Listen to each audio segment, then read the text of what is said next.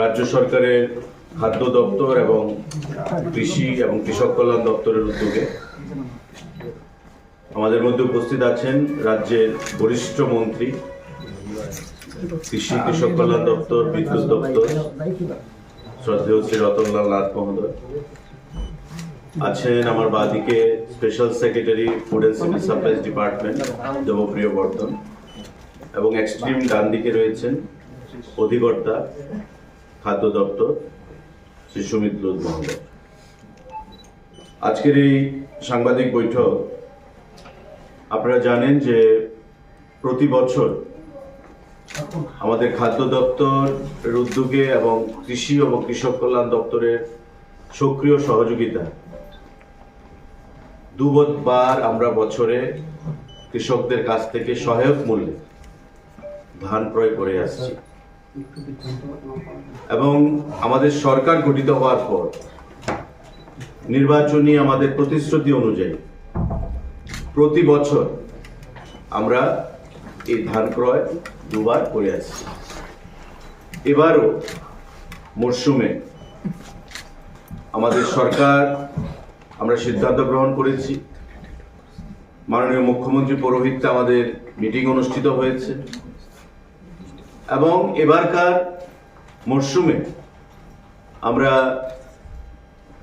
18,000 MT ধান লক্ষ্যমাত্রা রেখেছি আমরা ক্রয় করব কৃষকদের কাছ থেকে। আগামী 28শে জানুয়ারি এবারকার মরশুমের ধান ক্রয় করা শুরু হবে, এবং তার শুরুয়াত করব আমরা উত্তর জেলা থেকে, ধর্মনগর থেকে। সেটা মাননীয় কৃষিমন্ত্রী এবং আমি আমার উপস্থিতিতে সারা রাজ্যের কৃষি দপ্তর, খাদ্য দপ্তরের আধিকারিকদের সঙ্গে আলোচনা ক্রমে আমরা নির্ধারণ করেছি যে আগামী 28শে জানুয়ারি থেকে এবারকার মরশুমের যে ধান ক্রয় সেটা আমরা উত্তর জেলার ধর্মনগর থেকে শুরুয়াত করব। আমি আলোচনার পর মাননীয় কৃষিমন্ত্রী আলোচনা রাখবেন। এবারকার মরশুমে যেটা ধান আমরা ক্রয় করব, আপনারা জানেন যে 23 টাকা এমএসপি ছিল, সেটা বৃদ্ধি করা হয়েছে 23 টাকা 69 পয়সা এবারকার এমএসপি। এবং এখন পর্যন্ত আমাদের সরকার গঠিত হওয়ার পর থেকে যে পরিমাণ ধান আমরা ক্রয় করেছি তার পরিমাণটা হচ্ছে 2,44,303 মেট্রিক টন। 2,44,303.795 মেট্রিক টন ধান আমরা এখন পর্যন্ত সর্বসাকুল্যে ক্রয় করতে আমরা পেরেছি। টোটাল ফার্মার, কৃষক তাতে উপকৃত হয়েছেন 1,25,454 জন। 1,25,454 জন কৃষক তাতে উপকৃত হয়েছেন এই ডাইরেক্টলি প্যাডি প্রকিউরমেন্ট থেকে।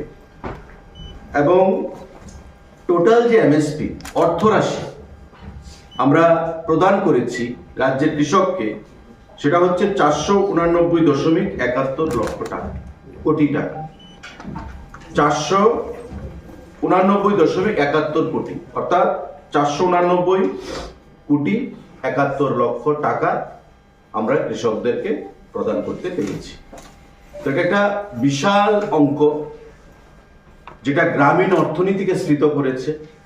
একটা সময় ছিল যখন ত্রিপুরা রাজ্যের কৃষকরা ফসল উৎপাদনে তাদের যে অনীহা সেটা প্রকাশ্যে চলে এসেছিল।